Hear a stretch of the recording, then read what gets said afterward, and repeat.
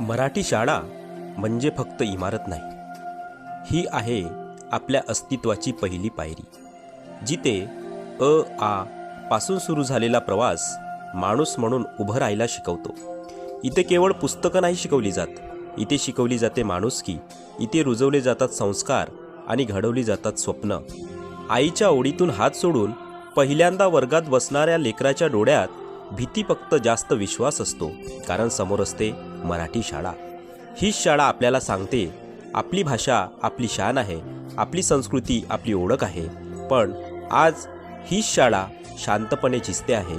ओस पडलेले वर्ग, रिकामे बाग आणि बंद होण्याच्या उंबरठ्यावर उभी असलेली आपली मराठी शाळा आज प्रश्न फक्त शाळेचा नाही, तर आपल्या पुढच्या पिढीच्या भविष्याचा आहे. जर आज आपण दुर्लक्ष केलं तर उद्या आपल्या लेकरांना आईची भाषा फक्त पुस्तकातच दिसेल.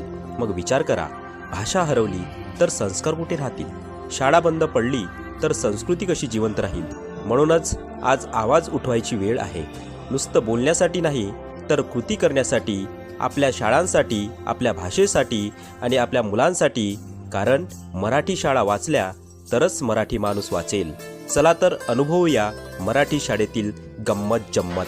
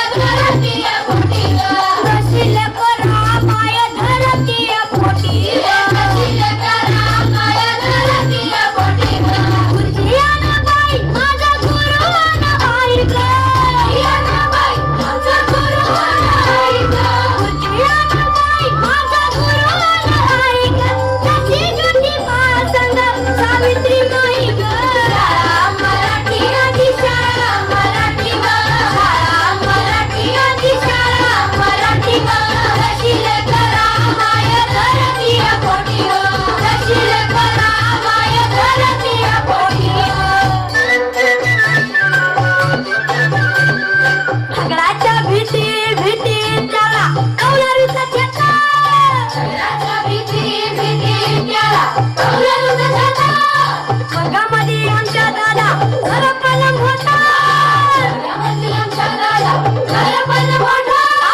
दगडाच्या भीती त्याला कौलारूचा घेतला. वर्गामध्ये आमच्या दादा घरपलंग होता.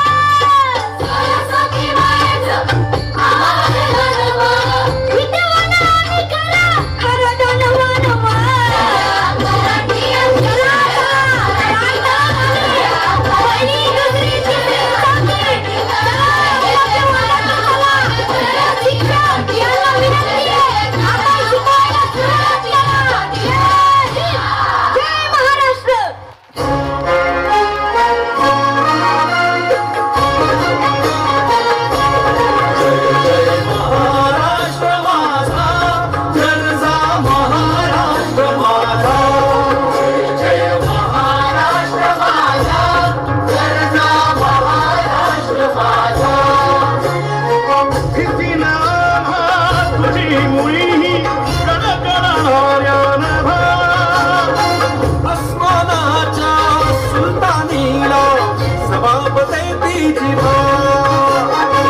सह्याद्रीचा सिंह गर्जतो शिवशंभू राजा.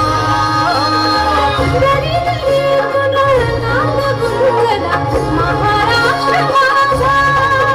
जय महाराष्ट्र माझा, गरजा महाराष्ट्र माझा. काळ्या छातीवरी कोरली अभिमानाची लेणी. ओलादी मनगटी खेळती खेळ जीव घेणी. दारिद्र्याच्या उन्हात शिजला विठ्ठलाच्या घामाने भिजला. देश गौरवासाठी झिजला. दिल्लीचे हिंदुस्थानी महाराष्ट्र माझा. जय महाराष्ट्र माझा, गरजा महाराष्ट्र माझा. जय जय महाराष्ट्र माझा.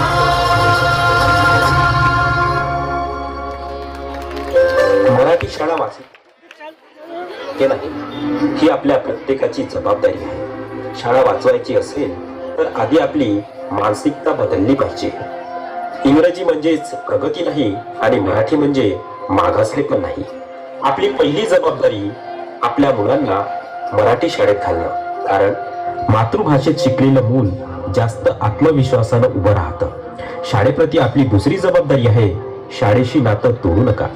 पालक, शिक्षक, माजी विद्यार्थी सर्वांनी मिळून शाळा जिवंत ठेवायची आहे. शाळेप्रती आपली तिसरी जबाबदारी आहे, मराठी भाषा घराघरात जपणं. घरात, शाळेत, समाजात मराठीचा अभिमानाने वापर करणं. शाळेप्रती आपली चौथी जबाबदारी आहे, सरकारी मराठी शाळांना पाठिंबा देणं, प्रश्न विचारणं, मागण्या मांडणं आणि योग्य सुविधा मिळविण्यासाठी एकत्र उभं राहणं. आणि सर्वात महत्वाचं म्हणजे फक्त मनात विचार करून थांबायचं नाही, तर कृतीतून करून दाखवायचं. आज आपण पाऊल उचललं तर उद्या शाळा वाचेल, आणि शाळा वाचली तर भाषा, संस्कृती आणि भविष्य वाचेल. म्हणूनच लक्षात ठेवा, मराठी शाळा वाचल्या पाहिजे आणि त्या वाचवण्याची सुरुवात माझ्यापासून, माझ्या घरापासूनच झाली पाहिजे.